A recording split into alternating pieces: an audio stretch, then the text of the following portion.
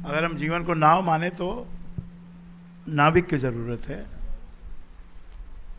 और एक सफर माने तो हमको एक हम सफर की जरूरत है, और युद्ध माने, जीवन को यदि एक युद्ध माने तो उसमें हमको सहायक की जरूरत है, मार्गदर्शक की जरूरत है। कोई कितना ही विद्वान हो जाए, लेकिन सहारे के बिना और सहयोग के बिना जीवन आसान नहीं बन सकता। मंजिलें बहुत दूर रहती हैं, और वे लोग बिल्कुल मूर्ख हैं जो किसी से सहारा लेने में शर्माते हैं, किसी का सहयोग प्राप्त करने में संकुचित हो जाते हैं। उनका जीवन का सफर बड़ा कठिन होता है, और किसी से मदद मांगना भी इतना आसान नहीं है। ये भी एक बड़ा मुश्किल काम है। इसलिए एक और रिश्ता नया बना दिया विद्वानों ने, ऋषियों ने, मुनियों ने, परमात्मा ने, कि भाई एक गुरु एक ऐसा है कि जिसके पास जाके मांगने में भी कोई शर्म नहीं है, और उसका काम ही उसका जो रोल है वो रोल ही है मार्गदर्शन करना, सहायता करना, और आपके मस्तिष्क में ऐसे विचार देना जो विचार से तुमको जीवन की दिशा तुम्हारी श्रेष्ठ बने। कई प्रकार के जीवन जीने के साधन हैं, विचार हैं, फिलॉसफी है। कोई कहता है जीवन में कुछ है ही नहीं, क्या है इसमें, मर जाना है, क्यों इतना कौतक करें, क्यों इतनी पढ़ाई करें, क्यों इतनी मेहनत करें, क्यों इतना पैसा कमाएं, दूसरों के लिए कमाना है, हमारे को इसमें क्या मिलेगा। ये सब विचार जो है ये आते हैं सबके दिमाग में। लेकिन ये जो ऑलरेडी जो ऋषि मुनि हैं, जो महान ऋषि मुनि हैं, उन्होंने इन सब चीजों पर विचार किया है, और विचार करके 2-3 बातें बताई हैं जिससे कि मनुष्य का जीवन ऊंचाई की ओर उठता है, श्रेष्ठता की ओर उठता है। नीचे गिरने की कोई महिमा नहीं है, नीचे अपने आप गिरता है। पानी जो है वो नीचे बहता ही है। कुछ मत करो वो नीचे बह जाएगा, आप कुछ मत करो आपका जीवन भी बह जाएगा, नीचे की तरफ बह जाएगा। अगर ऊपर उठना है उसके लिए हर प्रकार का यत्न करना होगा, फॉर्मेशन करनी पड़ेगी। बिना फॉर्मेशन के नहीं चल सकते आप। कोई भी राजा लड़ाई में बिना फॉर्मेशन के नहीं कर सकता लड़ाई को, और जिसने भी करने की कोशिश की अकेले तलवार लेके उनकी गर्दन ही कट गई। फॉर्मेशन करना पड़ता है। फुटबॉल में फॉर्मेशन करना पड़ता है। मैं यहाँ खड़ा रहूँगा, तुम वहाँ खड़े रहना, बॉल यहाँ से यहाँ जाएगी, फिर वहाँ से वहाँ जाएगी। अगर वो बीच में आ गया तो ये बाजू फेंकना, अगर वो बीच में आ गया तो वो बाजू फेंकना। ये फॉर्मेशन से गेम को जीता जाता है। तो आप लोगों को ये एक फॉर्मूला समझ लीजिए कि फॉर्मेशन सही बननी चाहिए, कोई ना कोई फॉर्मेशन होनी चाहिए। फिर अल्टीमेट जो हार जीत है वो परमात्मा के हाथ में है, क्योंकि 2 अगर पक्ष है तो वो भी अपने कुछ स्ट्रेटेजी करेंगे, आप भी करेंगे, दोनों में युद्ध है। अब जिसकी तरफ कृष्ण जैसा कोई सारथी आ जाए वहां फिर हार मुश्किल है, वहां जीत का होना पक्का है। तो कितना ही कोई गांडीवधारी हो, अर्जुन जैसा, जो जिसको कोई हरा ही नहीं सकता है, धनुष विद्या में इतना निपुण, ठीक है उसको धनुष विद्या में किसी ने नहीं हराया, लेकिन वो कैसे हार गया, वो तो युद्ध करने से पहले ही देख के ही कांपने लग गया कि रिश्तेदारों की लड़ाई है। ये तो संसार में आप देखिए आपकी लड़ाई और होती किससे है, कोई पड़ोसी से होगी, या तो आपका थोड़ा बहुत लड़ाई होगी पड़ोसी से, या अपने घर वालों से, या घर वालों से संबंधित घर वालों से। बस इतना ही दायरा है आपका लड़ने भिड़ने का। बाकी बाहर की जो लड़ाई होती है वो अलग लड़ाई होती है।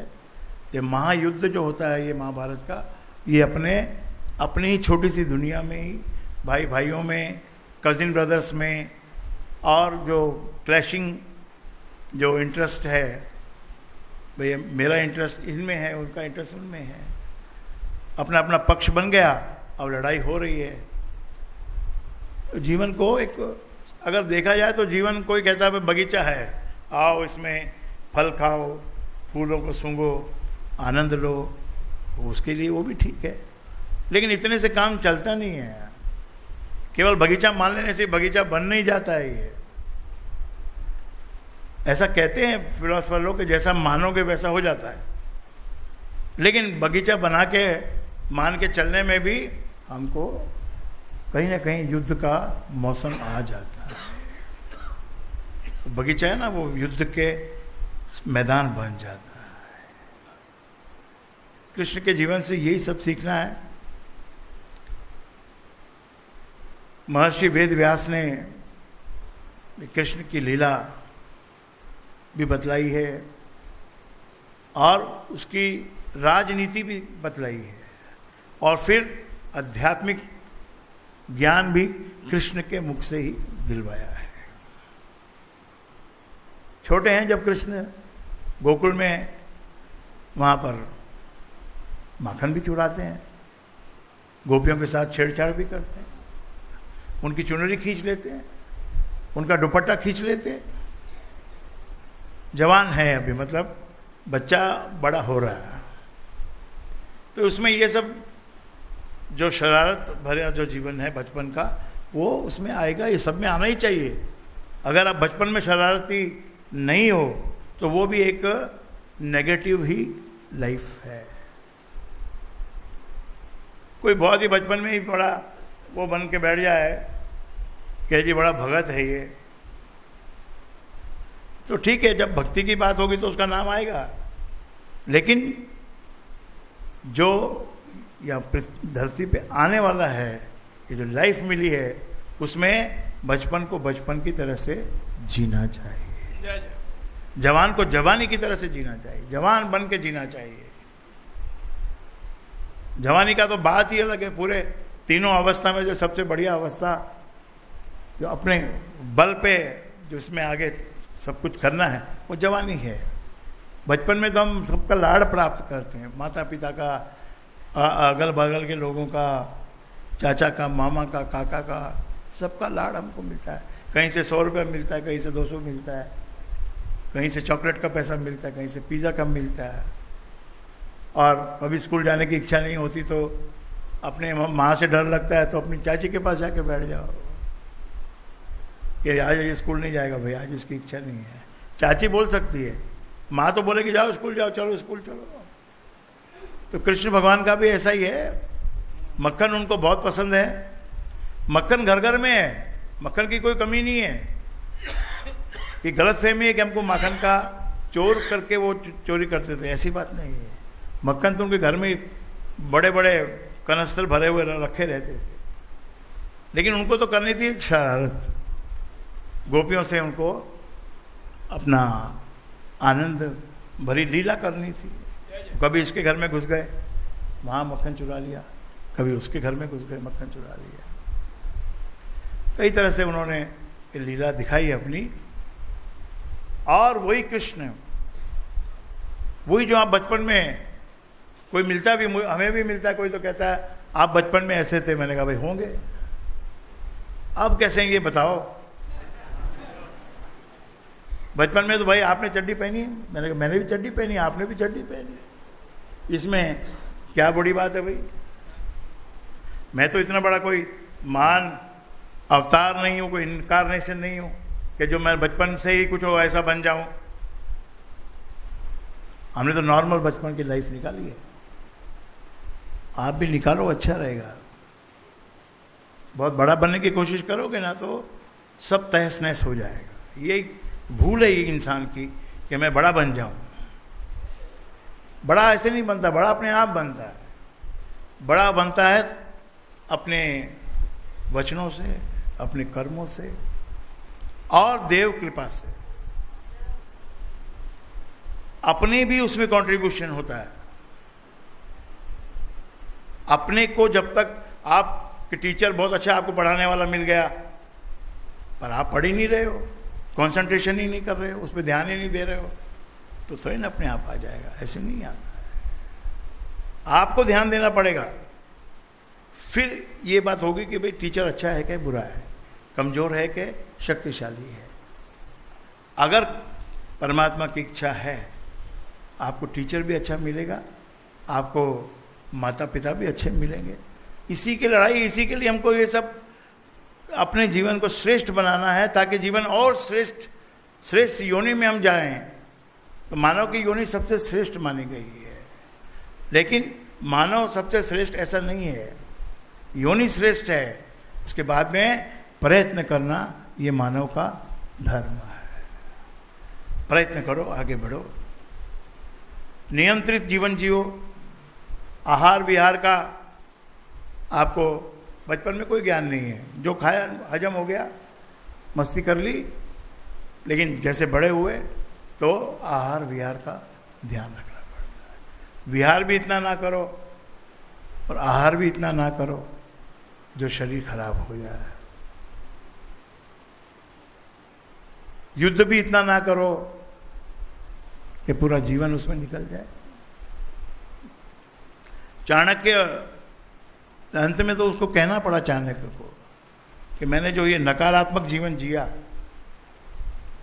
जो दुश्मनी का जीवन मैंने जिया, अगर जितनी एनर्जी मेरे पास थी उसको यदि मैं किसी पॉजिटिव काम में लगाता तो वो बहुत ऊपर पहुंच जाता। तो नेगेटिव को हमको छोड़ना है। Although the world is moving on negative action, आपको नेगेटिव सामने से मिलेगा, उसी को आपको एनकाउंटर करना है, बाकी कुछ नहीं है। सिंपल है। सबके माँ बाप होते हैं, सबके माँ बाप आइसक्रीम खिलाते हैं, सबके माँ बाप चॉकलेट देते हैं, फिर सबके शादियां होती हैं, और उसमें दामाद की तो चाहे दामाद काना भी हो तो भी उसका ससुर तो उसकी इज्जत करता ही है, उसके ससुराल वाले उसके मजाक भी उड़ाएंगे तो भी उसको दामाद बोलना ही पड़ता है। तो ये सब चीज़ें होती रहती है, इसमें कोई बहुत बड़ा महत्व नहीं है कि किसी को बहुत अच्छी ससुराल मिल गई और किसी को कुछ मिला ही नहीं। अपने बल पे चलो, अपने गुरु का हाथ पकड़ के जो गुरु ने विचार दिया उस विचार को लेके आप चलो। अगर विचार से भटक गए तो फिर भटकने के मतलब आप समझते हो कि जाना था जापान, पहुंच गए चीन, भटक गया। जाना था जापान, पहुंच गए चीन, तुम समझे ना, ऐसा है। तो बड़ा ऐसा भी नहीं है कि अपने आप को दुखी कर लो कि भाई सत्संगी बन गए अब हम दुखी हो गए। हर चीज में बोले तू सत्संगी है, तू सत्संगी है, तू सत्संगी है, तू ऐसे कैसे कर रहा है, तू ऐसे कैसे कर रहा है। ये भी गलत फहमी है इंसान की। Everything you can do but with a positive bias. एक मन में एक भाव रखना है कि कृष्णा कृष्णा किया करो और दुख ना किसी को दिया करो। अगर कृष्ण भगवान की तुमको उनके जीवन से कुछ प्राप्त करना है तो ये याद रखिए, एक लाइन की आध्यात्मिक लाइन है ये, कृष्णा कृष्णा किया करो, दुख ना किसी को दिया करो। इसके अंदर इतना बड़ा अध्यात्म छुपा हुआ है। अगर आपकी कोशिश है कि भाई मेरी वजह से किसी को दुख ना हो तो आप सबसे बड़े धार्मिक इंसान हैं। मेरी वजह से किसी को हानि ना हो, कोई हिंसा ना हो, ये मैं ध्यान रखूंगा। बाकी फिर जो पृथ्वी है इसके ऊपर गलतियां इंसान से होती हैं। इंसान वही है जो गलती को समझ ले कि मुझसे ही गलती हुई। पहले बात तो समझना ही बड़ा मुश्किल है, ये मानना ही बड़ा मुश्किल है कि मुझसे गलती हुई। सबसे बड़ी अड़चन ये है आपके जीवन की, और कोई अड़चन नहीं है। यही अड़चन है कि गलती भी आप करते हो और उसके बाद आप मानते भी नहीं, और उसके बाद आप बहस करते हो, उसके बाद आप लड़ाई करते हो। गलती जहां तक हो सके एक्शन करने से पहले थोड़ा सोचना, और गलत एक्शन हो जाए तो तुरंत क्षमा मांग लेना। होता है, एक्शन तो गलत होता ही है, एक दो बार गलत करके ही सही का मालूम पड़ता है। किसी को पूछा कि भाई ये इतना सही आप डिसीजन कैसे लेते हो, इतना बड़ा व्यापार आप एम्पायर चलाते हो, हिंदुस्तान के सबसे बड़ी कंपनियां आपके पास हैं, इन सबका डिसीजन आप इतना सही कैसे लेते हो? तो उसने क्या कहा? उसने कहा मैं डिसीजन सही लेता हूं क्योंकि मैं डिसीजन लेने में डरता नहीं, और डिसीजन गलत हो जाता है, गलत होते होते पता चलता है कि ये सही है, तो उसको सही को पकड़ लेता हूं और गलत के लिए क्षमा मांग लेता हूं। तो दूसरों को क्षमा करना भी सीखो और खुद माफी मांगना सीखो। गलत तो हुई, इसमें कोई दो राय नहीं है कि तुम गलत नहीं हो, गलत तो तुम हो ही, और क्षण मात्र के लिए अगर कुछ कोई आपके अंदर कोई कला आ भी गई तो फिर अगले क्षण आप गलत ही हो। अहंकार आपके साथ चल रहा है, जैसे जैसे आपका जीवन की पटरी चल रही है आगे, साथ साथ में दूसरी पटरी भी चल रही है अहंकार की। अहंकार की पटरी वाले को जो है अध्यात्म का कुछ भी नहीं मिलेगा, कितना ही जाप करो, कर ही नहीं सकता वो जाप। अहंकारी कैसे जाप करेगा? अहंकारी तो जाप कर ही नहीं सकता है।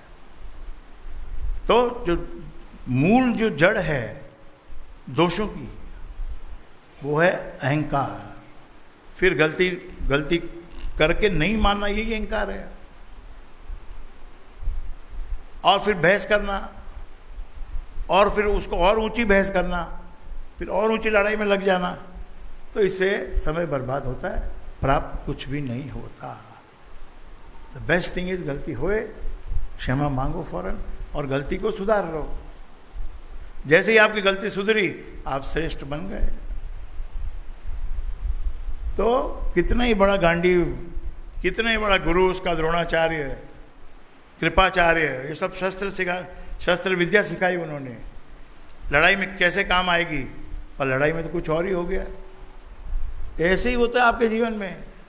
आप जिस चीज में अपने आप को सिद्ध मानते हो उसकी जरूरत ही नहीं पड़ती है, किसी और चीज की जरूरत पड़ जाती है। अब यहां तो पैर कांप रहे हैं अर्जुन के, थर थर थर थर गात कांप रहे हैं, और नर्वस, एकदम फुल नर्वस होके जमीन में घुटने टेक दिए कि मैं नहीं लड़ सकता हूं। ऐसी इतनी कॉम्प्लेक्स सिचुएशन में कृष्ण जैसा ही कोई गुरु होगा तभी महाभारत का युद्ध संपन्न होगा। तो हताश हो गया। कभी भी कोई भी आदमी हताश हो सकता है, कितना ही बड़ा कोई शेर हो, सवा शेर हो। हताश होने के लिए हनुमान जी भी हताश हुए हैं। ये रामायण में तुलसीदास जी वाली में नहीं लिखा है, ये वाल्मीकि रामायण स्वामी सत्यानंद जी ने जो लिखी उसमें लिखा हुआ है कि जब हनुमान जी लंका में घूम लिए, एक एक महल के अंदर खिड़की खोल खोल के उन्होंने देख लिया, तो उनको कहीं सीता का नामो निशान नजर नहीं आया। सुबह के 4 बजने आए, 4-5 बजे तो पहले तो सवेरा हो जाता, 5 बजे तो उदासी छाए गए, डिप्रेशन आ गया। क्योंकि वो फिर आदमी क्या सोचने लगता है, मैं आया था किस लिए, वो काम तो हुआ ही नहीं, क्या जाके मुंह दिखाऊंगा, इससे अच्छा तो मर जाना अच्छा है, यहीं आत्महत्या कर लूं अपने। ये सब हमको, ये रामायण और महाभारत से, ये हमको अपने जीवन के अलग अलग परिस्थितियों में हम जब जाएंगे ना, तब ये पता चलेगा कि भाई कैसी कैसी परिस्थितियां आती हैं। सिंपल परिस्थितियों में भी हम चूक जाते हैं, तो जब ये मुश्किल वाली परिस्थिति आएगी तब हमारा क्या होगा। जो आदमी डिप्रेस हो गया, अब वो कैसे, उसको कैसे उभरेगा, वो कौन उसको उभार सकता है? अपनी पत्नी का, अगर पत्नी के सहारा लेगा तो पत्नी तो साथ में पहले ही है ना, वो तो तुम्हारे डूबने से वो भी डूब सकती है। तुम्हारी जो नर्वसनेस तुमको आ गई, उसको भी पकड़ सकती है वो नर्वसनेस, उसके सहारे से काम नहीं चलेगा। एक आध कोई हमारा हो सकता है रिश्तेदार थोड़ा बलवान हो, हमको थोड़ा बल दे, लेकिन रिश्तेदार कैसे है सब आप जानते हो। कभी कोई मिल जाए बात अलग है भैया, ऐसा नहीं है, टोटल नेगेटिव नहीं है। कभी कोई मिल जाए सहायक बन के, तो समझना कि भगवान ने सहायता की है, रिश्तेदार ने नहीं की है।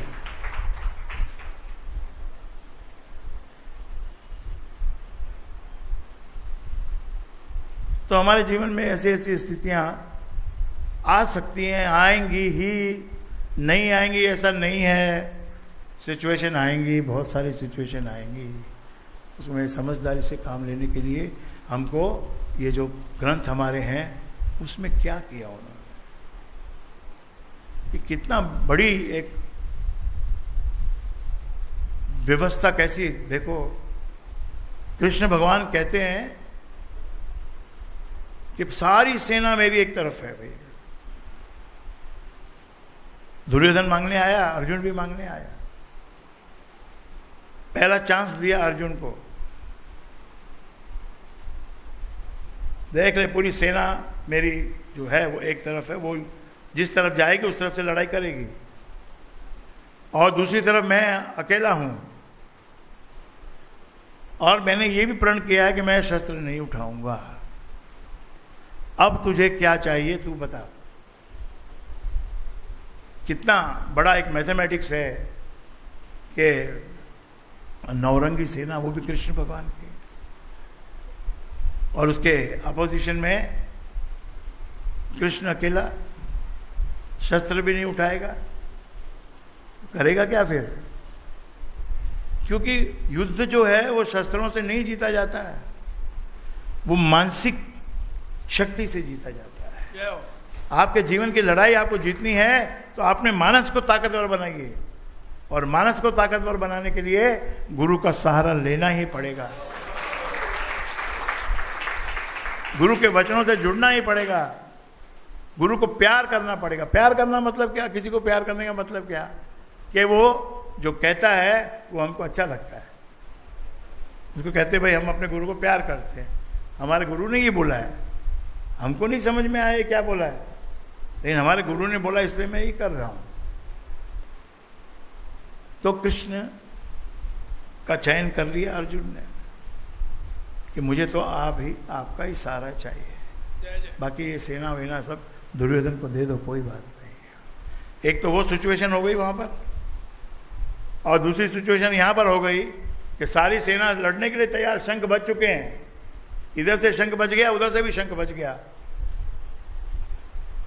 तीर भी छोड़ दिया, आशीर्वाद भी मिल गया, लेकिन अब अर्जुन के हाथ पांव काम नहीं कर रहे हैं। तो ऐसा हो गया कि सारी साल हमने पढ़ाई की, सब कुछ किया, अब एग्जाम के दिन जो है वो हाथ पांव एकदम कांप रहे हैं।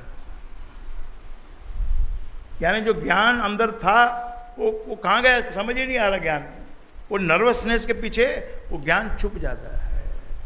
इसलिए मेरे भाइयों बहनों, keep your self in good position, so when ever nervousness comes your Guru is there to help. अपने आप पर ज्यादा भरोसा नहीं करना, अपने आप को लगाना, शक्तिशाली बनाना, साधना करना, लेकिन over and above all this अहंकार को छोड़कर गुरु के आगे झुकना सीखो। तब ये गीता का संवाद हुआ। अर्जुन को पूरी गीता सुनानी पड़ी, 18 अध्याय में बन गई वो गीता। कहां से शुरू करना पड़ा कि भाई ये आदमी जो है ये आत्मा है, और आत्मा क्या है? जो ना जलती है, ना शस्त्रों से काटी जाती है, ना अग्नि में जलती है, ना कोई पवन इसको सुखा सकता है, ना कोई जल इसको बहा सकता है। अब ये श्लोक को आप चाहे 50 बार पढ़ो, चाहे 500 बार पढ़ो, चाहे 5000 बार पढ़ो, आप जब तक ये श्लोक का अर्थ आपने नहीं समझा, आप उसको पढ़ते जाओ। अर्थ जब समझ में आ गया फिर आगे बढ़ो। समझाया कि ये सब आत्मा है, और ये पहले भी युद्ध हुआ है, उसमें भी ये मरी हैं, और अब फिर युद्ध होने जा रहा है, अब फिर ये मरेंगी, सारे मर जाएंगे। उन सबको तू नहीं मारेगा, ये मारने वाले, वही मारने वाला है, वही जिलाने वाला है, वही चलाने वाला है, वही सब कुछ है। कितना डीप अध्यात्म ज्ञान गीता में सिखाना पड़ा, और पूरा कवर किया है, क्योंकि राइटर है। इतनी पुस्तक आपके हाथ में आई, आप उसका इतना सम्मान कर रहे हो, वो अगर आपको नहीं सिखा पाए तो क्या फायदा है। तो उसमें पूरा ट्रेनिंग आपको दी है, वो अर्जुन को ट्रेनिंग दी, वो इतनी बड़ी बात नहीं है। वो ट्रेनिंग आपके लिए है कि आप सात्विक भोजन करो, आसन पे बैठो, ध्यान चिंतन भी करो, ध्यान योग बताया, और समभाव में रहो। कभी दुख तकलीफ कोई संकट आ जाए एकदम अपने हाथ पांव को फुला मत लेना, काबू रखो उस वक्त में, समता में रहो। बहुत पैसा आ जाए कहीं से, बहुत वो आ जाए, बहुत तुम्हारा वो संपत्ति हो जाए तुम्हारे पास में, तो भी काबू में रहना है। और सब कुछ खो जाए, सब कुछ डूब जाए, तो भी काबू में ही रहना है, समभाव में रहना है। समभाव से बाजी अपने फेवर में आती है। और जो इस तरह के लोग हैं, हम तो जीत ही जाएंगे, हमारा क्या है, हमको तो ये, हमारे पास ये है, हमारे पास वो है, वही डूबते हैं। तो गीता को आप पढ़िए, थोड़े थोड़ा करके पढ़िए, पूरा करने की कोशिश मत कीजिए। ये भाई मैं उसको 7 दिन में पढ़ के खत्म कर दूंगा इसको, 7 दिन में वो ज्ञान में से कुछ भी आपको समझ में नहीं आएगा। कम से कम 10 बार तो आपको पहले पढ़नी पड़ेगी, तब कोई एक आध श्लोक का मतलब तुमको मिलना शुरू होगा। लोग कहते हैं अमृतवाणी आपने दी, हमने पढ़ ली, अच्छी है, आप बताओ फिर अच्छी तो है, तो आपने क्या इसके से जीवन में क्या प्राप्त किया? पढ़ ली, बस आपने दी, हमने पढ़ ली। आपकी सीडी दी थी, वो सीडी भी सुन ली, बड़ी अच्छी है, बहुत बढ़िया है, लेकिन मेरा जीवन तो वैसा का वैसा ही रहने वाला है। मैं तो गरीब हूं, मैं दरिद्र हूं, मूर्ख हूं, पागल हूं, मेरे कुछ है ही नहीं मेरे पास में। अरे तो तेरा पागलपन दूर करने के लिए तो तेरे को ही दी गई है। तो इसका पाठ करो। पाठ का मतलब क्या होता है कि बार बार करना पड़ता है, बार बार करना पड़ता है। छोटे बच्चे को एक ABCD सिखाते हैं तो कितनी पूरे उसकी जो फर्स्ट जो स्टैंडर्ड होता है, यानी जो नर्सरी होती है, उसमें पूरी नर्सरी में उसको वो ABCD सिखाते रहते हैं, 1 2 3 4 और 9 और ABCD-E-F-G। बहुत दिनों के बाद पूरी ABCD उसको याद होती है, पाठ कर करके, पाठ कर करके। ऐसे ही इसके अंदर जो शक्ति है, जो ऋग इसके अंदर ऋग, उस ऋग को तुम अपने संगीत से जोड़ो, स्वर से जोड़ो, तो साम शक्ति जागेगी, और इसके अंदर जो छुपी हुई जो ताकत है वो खुलेगी, खुलना शुरू होगी। जैसे मेहंदी के पत्तों को घसना पड़ता है, जैसे जैसे घसते हैं लाल रंग ऊपर निकल के आता है। बिना घसे वो पत्ते काले काले दिखते हैं, हरे हरे दिखते हैं, काले काले दिखते हैं। ऊपर का जो रंग है वो अलग है, अंदर की जो बात है वो अलग है। अंदर की जो बात है वो गुरु के सहारे से ही पता चल सकती है, और गुरु के सहारे से ही काम में आ सकती है। ऊपर ऊपर से कोई भी चीज के हम हर चीज को हम जल्दी करके खत्म करना चाहते हैं। हो गया भाई हमारा, तो क्या हो गया जी कि हो गया, बस स्कूल में गए तो स्कूल का भी हो गया, पीरियड खत्म हो गया, अभी मैथ्स का पीरियड खत्म हो गया, अभी फिजिक्स का खत्म हो गया, अभी ये खत्म हो गया, अभी वो खत्म हो गया। ध्यान उसका खत्म होने पे है, खत्म होए, छूटे और भागे। अपने आप को बनाना है, build yourself with the knowledge of guru, you have to build yourself. अपने आप को नियंत्रण में लाना है, एक भूखे भिखारी की तरह से भोजन नहीं करना है, एक ज्ञानी पुरुष की तरह से भोजन करना है। अवेयरनेस, अवेयरनेस होना चाहिए कि मैं कहां जा रहा हूं, किस माहौल में जा रहा हूं, किन लोगों के बीच में जा रहा हूं। अब वहां मुझे ज्ञान, मेरा ज्ञान वहां पर कुछ वैल्यू रखता भी है कि नहीं रखता? और नहीं तो सबसे पहले मैं देखता हूं आदमी अपना ही ज्ञान बताता है। गुरु मिल गया, गुरु सामने है, तो गुरु को ये पूछने के बजाय कि गुरु जी कुछ दीजिए हमको, 99.9% जो लोग आते हैं वो पहले अपना ज्ञान बताते हैं। गुरु जी आपकी बात बाद में हम लोग को मालूम नहीं आप क्या बताओगे, लेकिन आप मेरी सुन लो। मैं क्या मानता हूं, मैंने गीता भी पढ़ी है, मैंने ये भी पढ़ा है, मैंने वो भी पढ़ा है, मैंने बहुत पढ़ा है, तो मैं ये सब, आप जब इतना जानते हो तो फिर हमारी क्या जरूरत है? आप कर लो अपना बेड़ा पार, हो जाएगा। इसका नाम है अहंकार।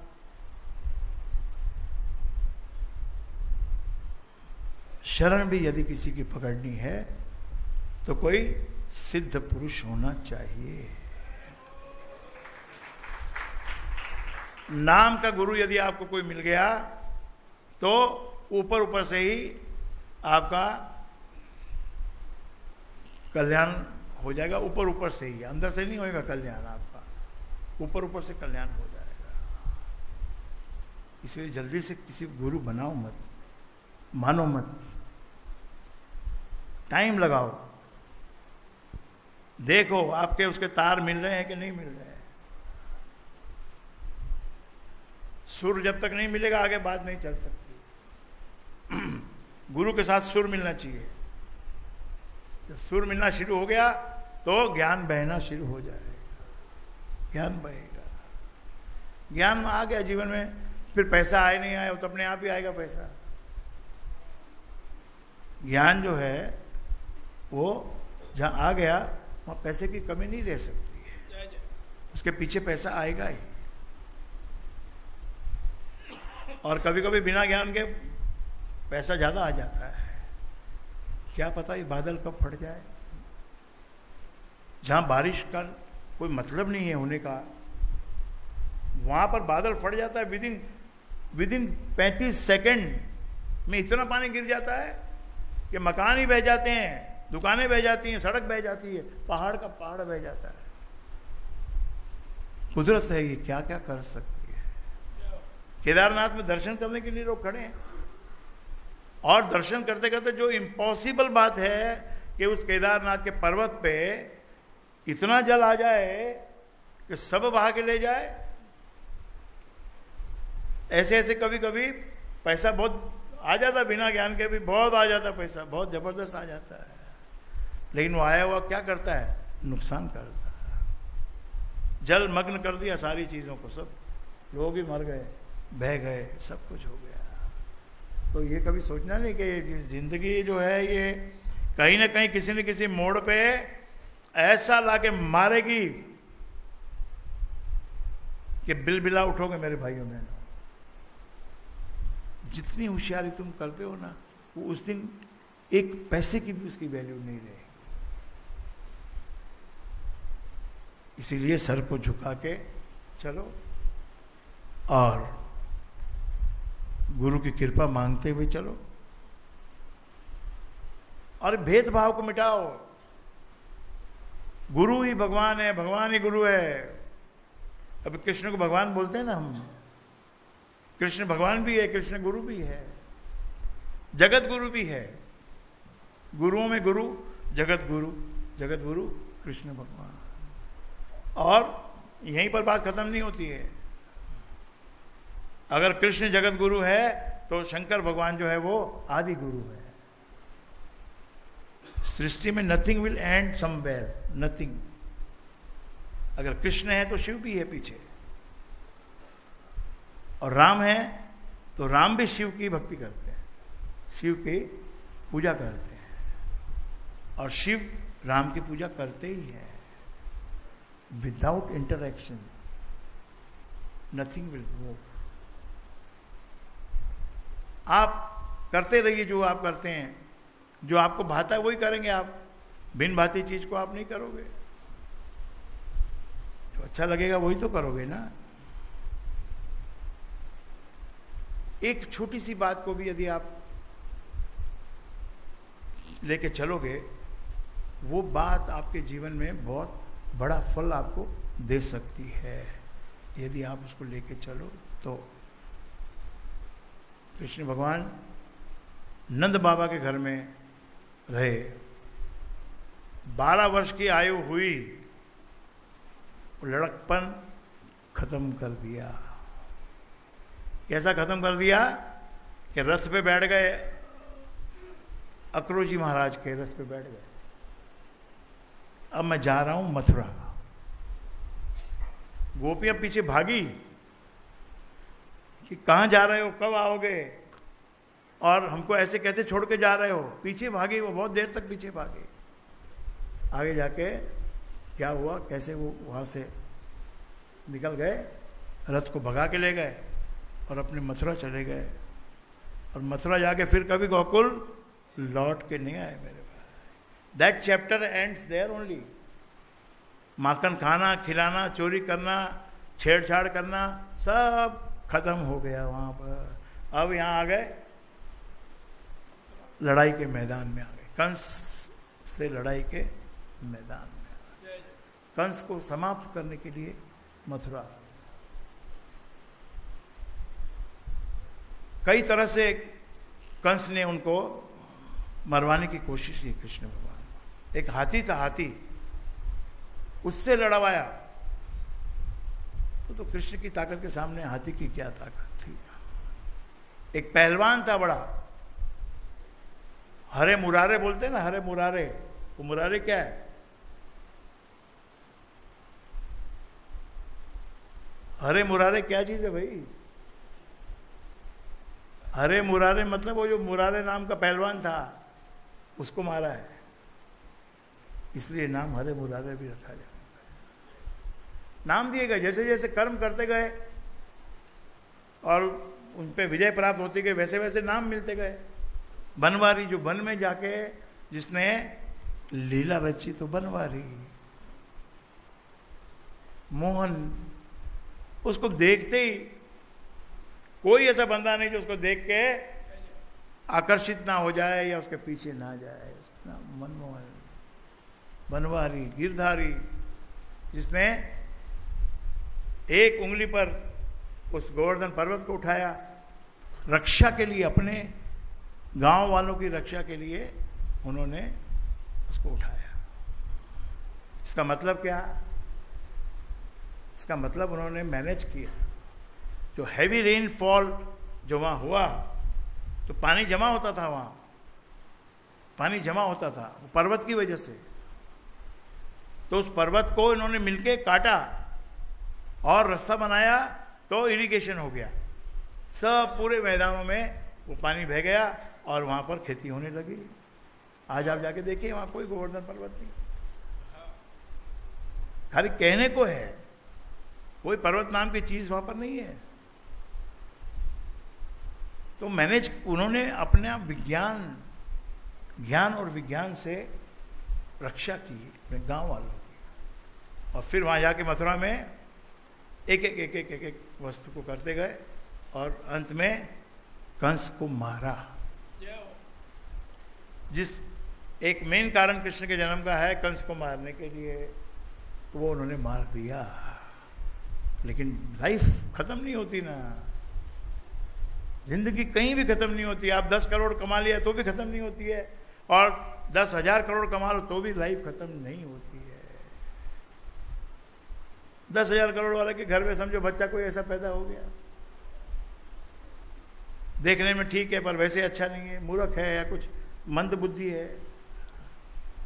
भगवान की लीला है भाई, किसको क्या घर में क्या दे दे, क्या नहीं दे दे, कैसी पत्नी भेज दे। ऐसी पत्नी भेज दे लक्ष्मी रूप, जो पूरे घर को निहाल कर दे। सास, ससुर और देवर, जेठ। जेठ के बारे में मैंने देखा है, मोस्टली क्या है, लोग क्या बोलते हैं, भाई जेठ की इज्जत करो, डरो। ऐसे दिल से इज्जत नहीं है, दिल से इज्जत नहीं है, मगर है, इज्जत करनी पड़ती है। सास ससुर की सेवा करनी पड़ेगी भाई, करना नहीं है, करना चाहते नहीं है हम, लेकिन समझा थोड़ी सेवा करना, ऐसे मतलब कुछ समझा के सेवा करवानी पड़ती है, दिल से सेवा नहीं है। अगर दिल से सेवा हो तो घर स्वर्ग बन जाए। और सेवा में करना क्या है, एक 10 मिनट सासू माँ के पास बैठ के, भाई थकी हुई सासू माँ है तो उसके हाथ पांव दबाने, लेकिन ये इसके बारे में मैं कुछ नहीं बोल सकता, मुझे क्षमा करो। ये रिलेशन ऐसा है साला, कितना ही सोचो, लेकिन इसमें कोई ना कोई तो कुछ ना कुछ गड़बड़ आ ही जाती है। वही औरत जब जवान होती है तो बहू होती है, और बूढ़ी हो जाती है, यानी बड़ी हो जाती है तो सास बन जाती। पहले बहू के रूप में वो शस्त्र से लड़ती है, और फिर सासू बन के फिर और बड़े शस्त्र चलाती है। क्या जमाना आया है। लड़कियां शादी से पहले ये बात शर्त रखती हैं कि हमारा घर कहाँ होगा, कब अलग होंगे, कैसे अलग होंगे, पहले ये बताओ, फिर बाद में सब दूसरी बातें हैं। वो सेवा करना, ये करना, वो करना, सुबह उठ के ज्योति कलश छल के गाना, भजन करना, आरती करना, वो सब गायब। मुझे पहले ये बताओ कि मुझे जीन्स पहनने मिलेगी कि नहीं, सलवार कमीज पहनने मिलेगा कि नहीं। नहीं, ये बात तो पुरानी हो गई, ये बात तो 20 साल पुरानी हो गई। सलवार कमीज पहनने वाली बात 20 साल पुरानी, और जीन पहनने वाली बात 10 साल पुरानी। अब तो नई बात आ गई है, वो मैं कहना नहीं चाहता। शादी से पहले ये शर्तें रखी जा रही हैं। अगर इतने आपको अपना फ्यूचर इतना सिक्योर करना है तो इससे अच्छा तो आप शादी ही मत करो। शादी के बिना चलेगा नहीं। ठीक लड़के आते हैं, मीडियम ग्रेड के लड़के आते हैं, बेकार है, ये मीडियम ग्रेड का लड़का है, बेकार है। और जो सुंदर वाला जिसके पीछे मन भाग रहा है वो कहीं और भाग रहा है, वो तो हाथ में आएगा नहीं। मीडियम वाले को तुमने रिजेक्ट कर दिया, अब अंत में तुम्हारे लिए काना बरोला आएगा। काना बरोला मतलब समझते, मारवाड़ी में बरोला यानी दूल्हा, और काना आएगा, क्योंकि तुमने हर चीज को रिजेक्ट किया। ये भी बेकार है, ये भी बेकार, ये भी बेकार है, ये भी बेकार है, ये भी बेकार है, ये भी बेकार है। अब काना बरोला आएगा, उसके साथ गुजारा करना पड़ेगा तेरे को। अकेली रहना, जब कोई सिचुएशन आएगी तो फिर सासू की याद आएगी तो बाजू वाले को जाके पैर छुएगी, उसको बाना निकाल के देगी।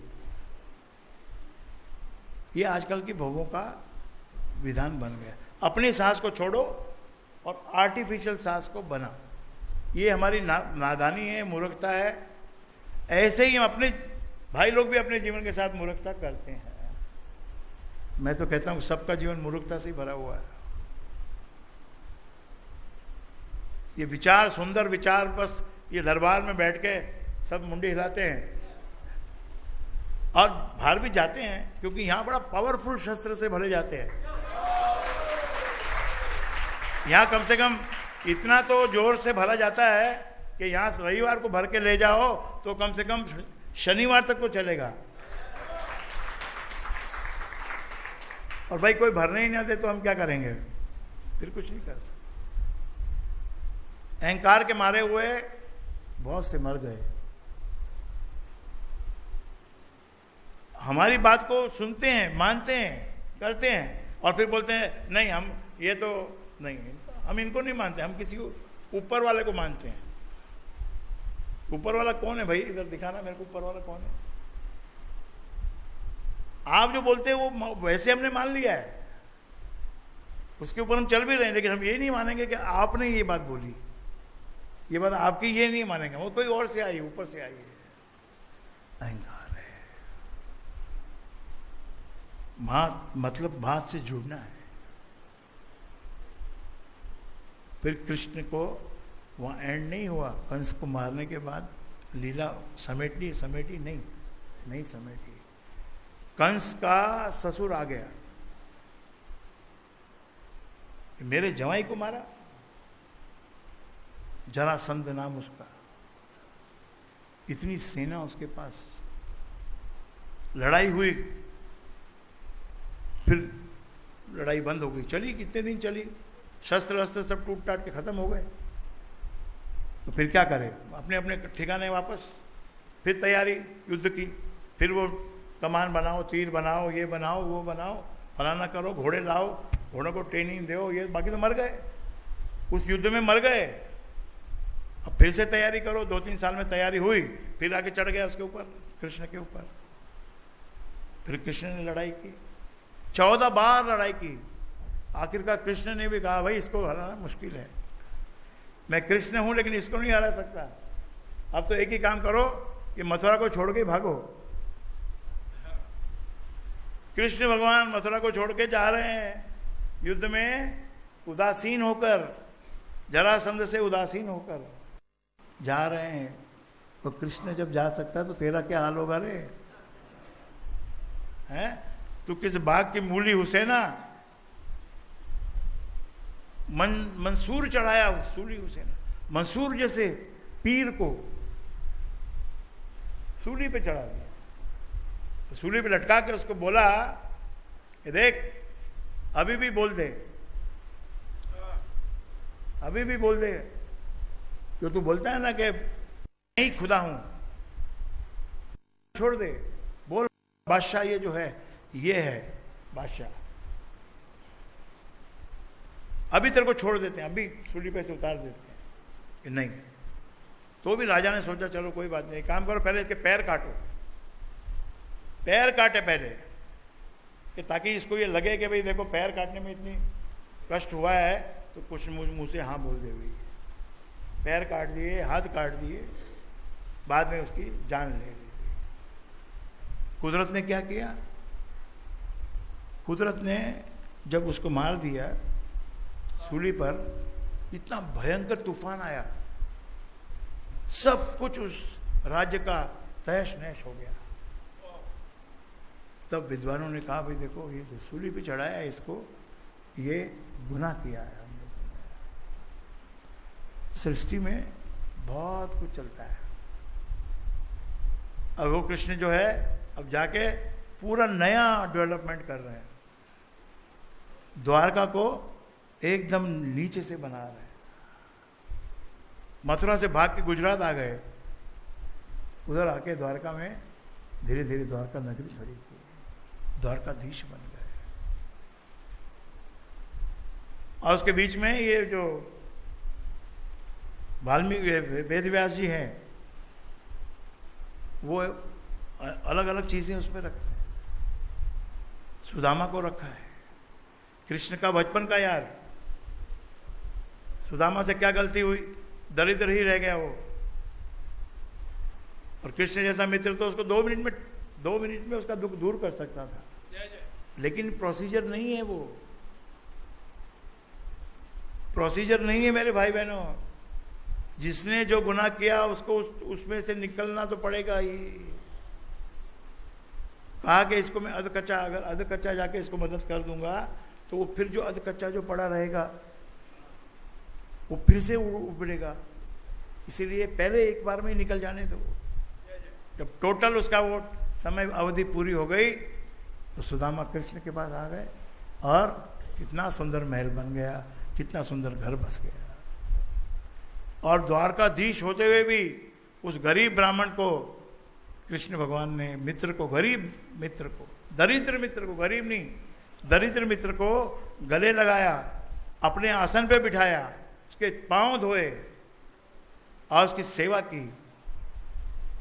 और जितने दिन में उसने बोला विश्वकर्मा ने कि भाई कम से कम 14 दिन तो दो महल बनाने के लिए, ऐसा कोई एक क्षण में थोड़ा बन जाएगा।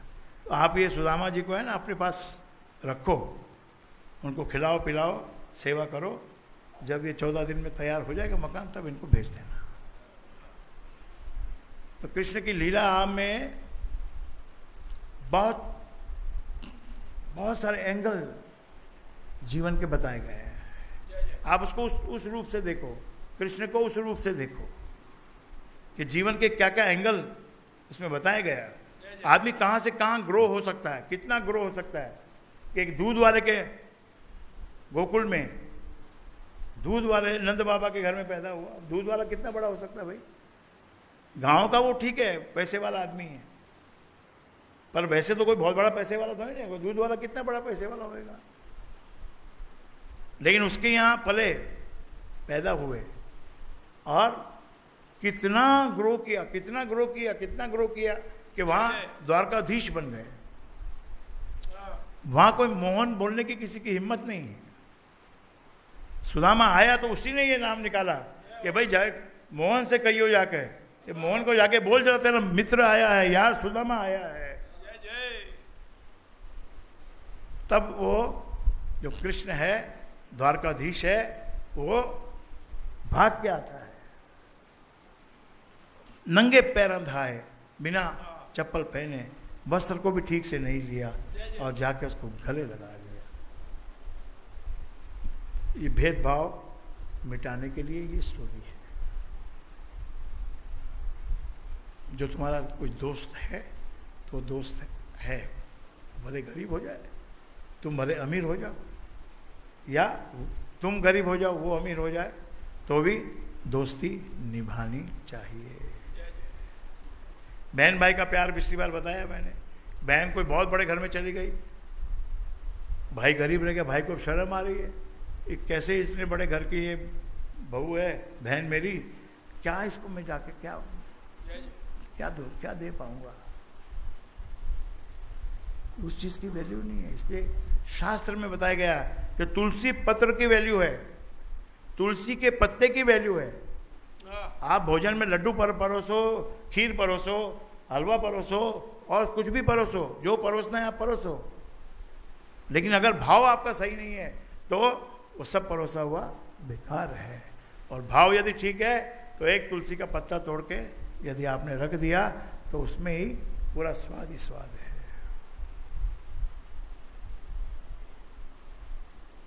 और आध्यात्मिक जीवन जीने का किसका मूड है? क्या आध्यात्मिक जीवन जी रहे हो आप लोग? जी नहीं सकते, आध्यात्मिक की तरफ बढ़ ही नहीं सकते। ऐसी माया में गिरे हुए हो कि ये गुरु की कृपा के कारण ही जितने घंटे आपको थोड़ा बहुत अध्यात्म सुनने को मिलता है, या परमात्मा का नाम सुनने को मिलता है, या परमात्मा के नाम का गुणगान सुनने मिलता है, उतनी आपकी किस्मत बहुत अच्छी है। नहीं तो ये माया हर एक पल में माया खड़ी है, एक पल में माया खड़ी है, एक पल में माया खड़ी है। बहुत गुरु गुरु करोगे और बहुत गुरु गुरु करते करते उसको उसमें ही चक्कर पड़ जाएगा, उसी में ऐसी दुविधा खड़ी हो जाएगी कि गया गुरु, चेला तो गया हुआ है ही, गुरु भी जाएगा। बहुत अगर सही बात को सही प्रोस्पेक्टस में नहीं लोगे तो ये धोखा आपके साथ हो सकता है।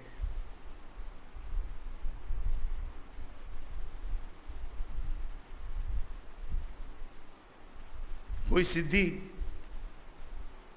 होनी चाहिए, सिद्ध पुरुष ही गुरु होता है। भाव को बनाने के लिए ये बात कही गई है कि अगर तुम भाव से किसी को भी गुरु मानोगे तो वो चलेगा, लेकिन एक्चुअली वैसा नहीं है।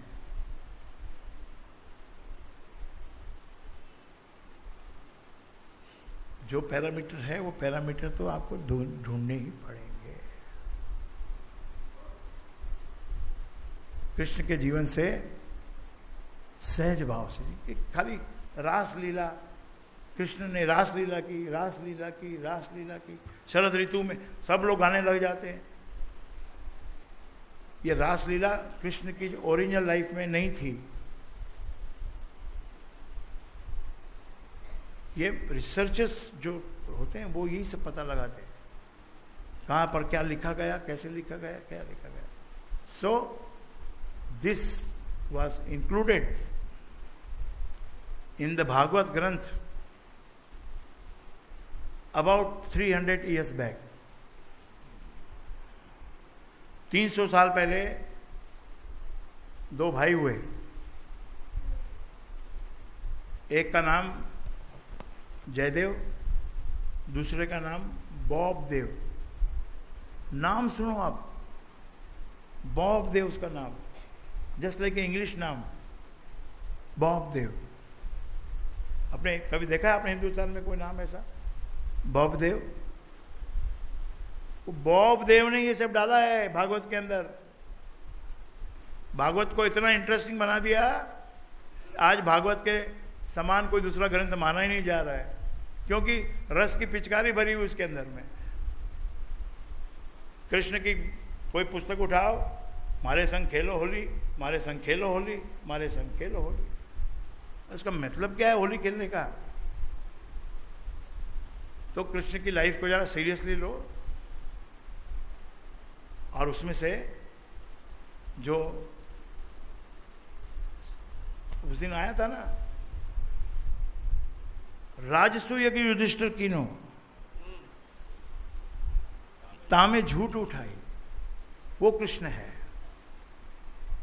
जिसने ये पहले कहा कि भाई मैं, आप सब ये काम करना, आप सब ये काम करना, आप सब ये काम करना, और जो यहां पर जीमेंगे, जो यहां पर भोजन पाएंगे, उनकी झूठी पतल उठाने का काम मेरा रहेगा। साग भी दुर्गर खाई।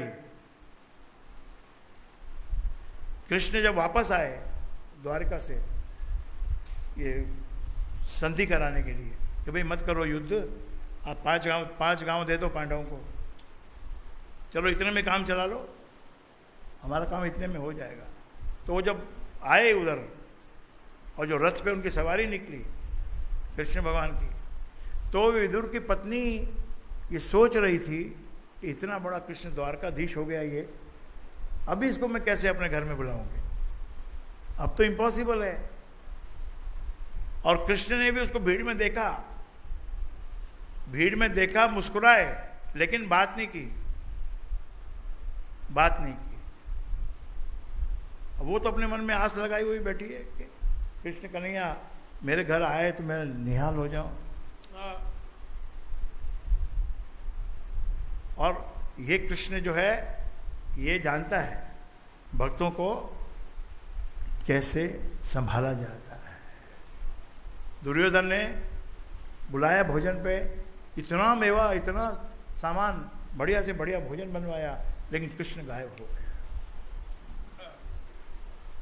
अरे उन्होंने अपने सिपाही भेजे, कंस ने बाद में इतना गुस्सा आ गया उसको, दुर्योधन को, कि जाओ ढूंढो उसको, कहां छुप गया उसको जाके ढूंढो, भले जिंदा नहीं तो मरे वो पकड़ के लाओ। और वो कहां जाके छुप गए? वो विदुर के घर में जाके छुप गए। एक रजाई थी पुरानी पड़ी, ओढ़ के बैठ गए, और साग विदुर घर खाए। साग क्या होता मालूम है आपको? तो सरसों का साग होता है, बथुए का साग होता है, पालक का साग होता है, जो हरे पत्ते होते हैं ना, उससे जो सब्जी बनती है उसको साग बोलते हैं। और साग की सब्जी को जनरली ऐसी प्रैक्टिस है कि बनाते हैं गरम गरम, जब खाते हैं वो तो खाते ही हैं, लेकिन बचे हुए को भी संभाल के रखते हैं, क्योंकि अगले दिन उसका खाने का और ज़्यादा मजा आता है। तो वो बचा हुआ साग रखा था।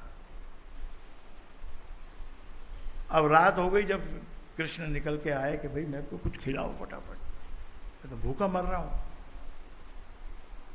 तब जाके उसने थोड़ा सा जो साग पड़ा था वही ला के रख, सबसे ऊंची प्रेम से। ऐसे ही आपके जीवन में भी आता है भैया समय, प्रेम दिखाने का, प्रेम को समझने का ऐसा समय आता है। आप ऐसा मत करो कि भाई आपका दिल तो मान नहीं रहा है और आप ऊपर से जबान से आप बोलते रहते हो, उसका क्या फल मिलेगा आपको? उसका कोई खास फल नहीं मिलेगा। अंदर से ये मन बोले ना कि भाई गुरु आए मेरे घर पे तो मैं पल के बिछा दूं, ये अंदर की बात होनी चाहिए। अंदर की बात अगर है तो फिर और कोई चीज की उसमें कोई परवाह नहीं है कि भाई चाय में आपने चीनी डाली कि नहीं डाली, या चाय आपकी कैसी बनी, जैसी भी बनेगी वो अच्छी लगेगी, बढ़िया ही लगेगी, एकदम बढ़िया लगेगी।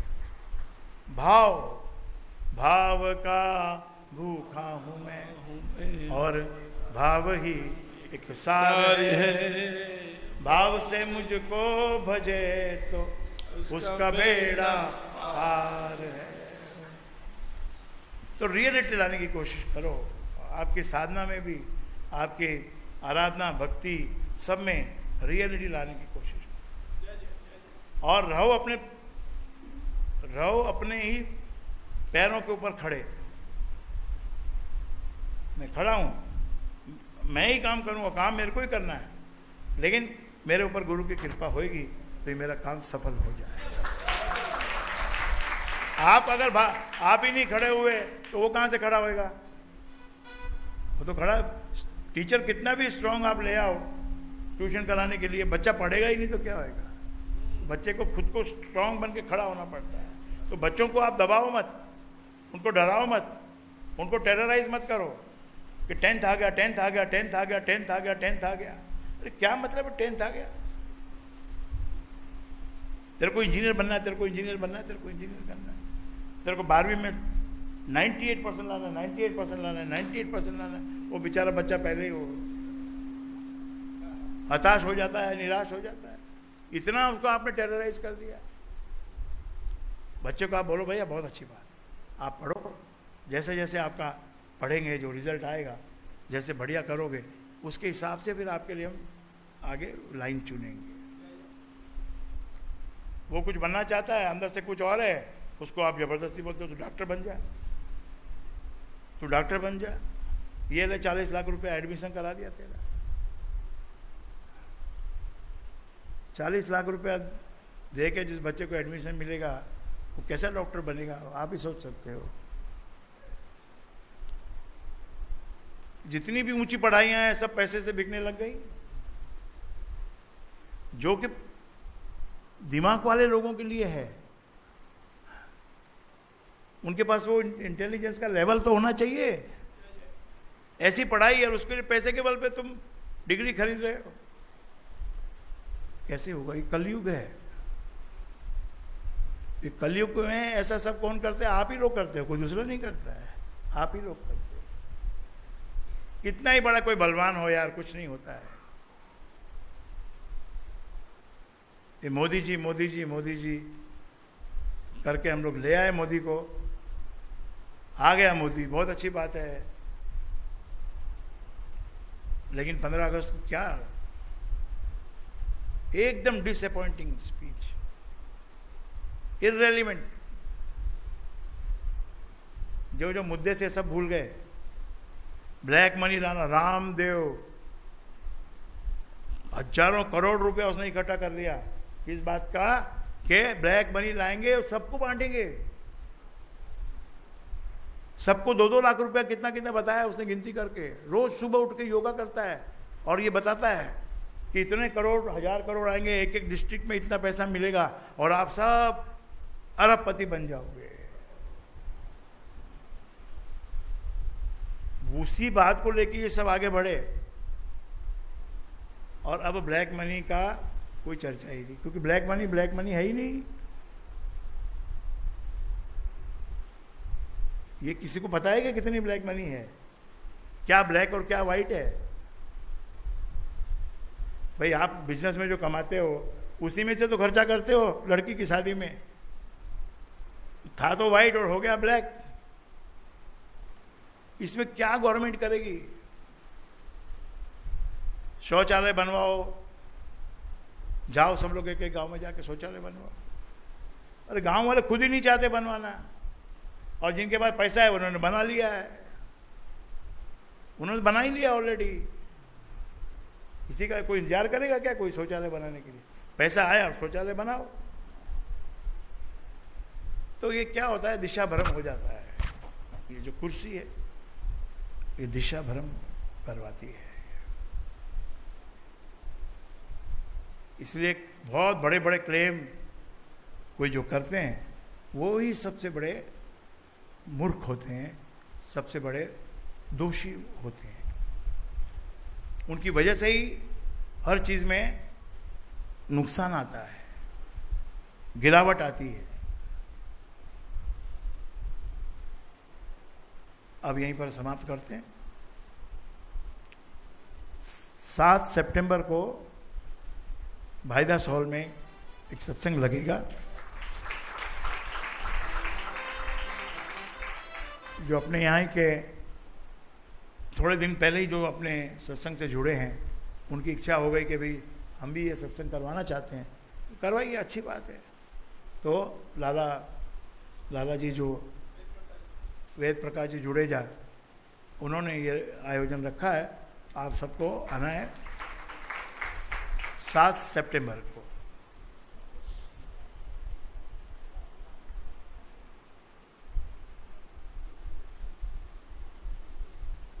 अभी 29 को अगस्त को गणपति भी आ रही है। आपको गणेश उत्सव की बहुत बहुत बधाई हो। बस इतना ही बोलना है। जय श्री राम। चलते बजाओ।